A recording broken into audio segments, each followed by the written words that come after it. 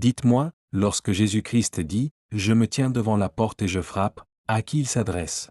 Lorsque nous lisons les versets dans le livre de l'Apocalypse, nous voyons d'une façon très claire qu'il parle à l'Église, n'est-ce pas?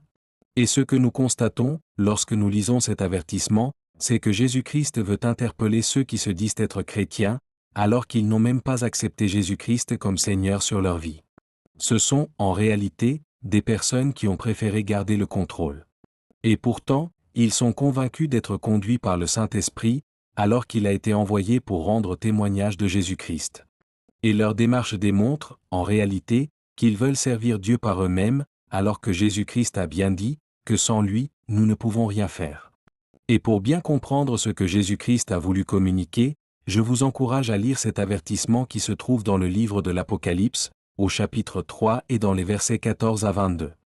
Écrit au messager de l'église de Laodicée, voici ce que dit celui qui s'appelle Amen, celui qui a rendu fidèlement témoignage à la vérité. Ceux que j'aime, je les reprends et je les éduque sévèrement. Secoue donc ton indifférence, ranime ton zèle et change. Me voici debout devant la porte, je frappe. Si quelqu'un est sensible à mon appel et s'il ouvre la porte, j'entrerai chez lui et nous dînerons en tête-à-tête, moi près de lui et lui près de moi.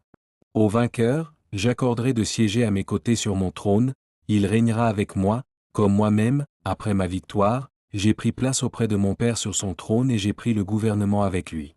Que celui qui est capable d'écouter prête attention à ce que l'Esprit dit aux églises. Livre de l'Apocalypse, chapitre 3, versets 14 et 19 à 22.